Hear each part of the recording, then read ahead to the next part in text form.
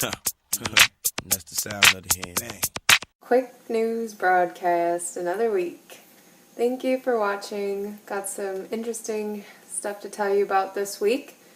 First thing, everybody probably has already heard this, but George Zimmerman is not guilty of second-degree murder or manslaughter or negligence or anything. He's just completely not guilty.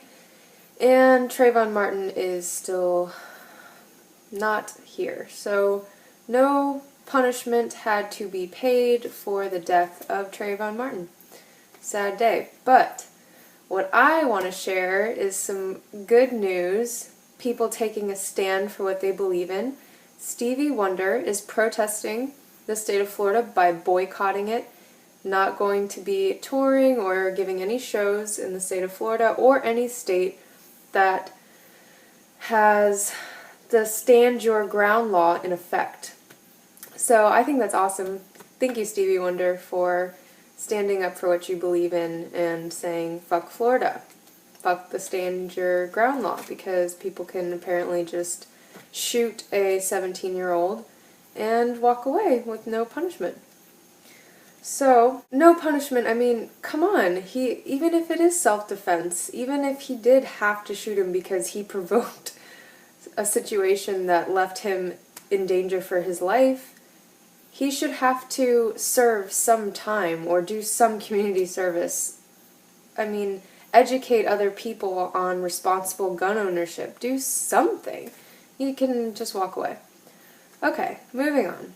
The oil company Shell has plans to begin drilling for oil in the Arctic.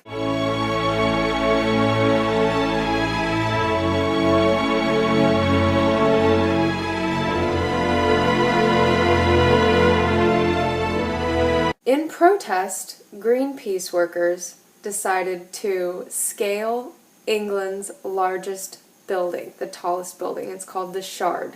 It took 6 women 16 hours to reach the summit of the Shard, and when they reached the top, they were arrested for aggravated trespassing. However, their protest got my attention, so congratulations to them for achieving their goal, and I'm willing in any way to help stop Shell drill in the Arctic, because I agree that that's wrong.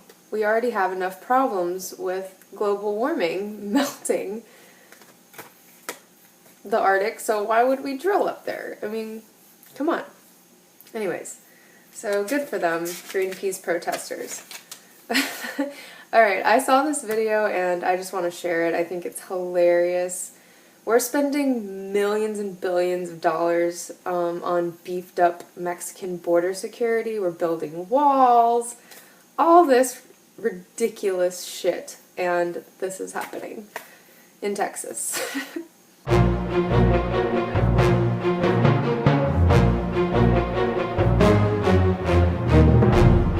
So, the average rate per person smuggled into our country from Mexico is $4,500 per person. If you're broke, that's pretty good deal. I mean, if you get 45 people in a truck like they just had, you're banking. Like, I hope the driver got away, because, I mean, I disagree with us trying to block people from entering the country. I mean, if we allow them to enter the country legally and then say you have to sign up for civic duty for 10 years and work for our country, I mean, isn't that like free labor, essentially? I mean, that shit's happening. This past week in Pamplona, the running of the bulls took place and 3 people were gored. I love the running of the bulls. I think it's great that people just willingly sacrifice their bodies for thrills. So here's a little clip I wanted to share.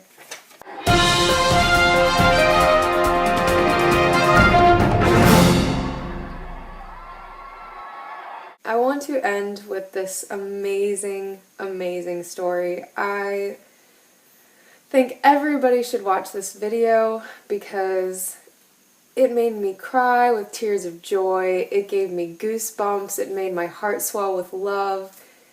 If you want to feel good and empowered and hopeful about the state of the world, then you should absolutely take the 20 minutes or so this video is. Malala Yousafzai is the world's youngest education activist.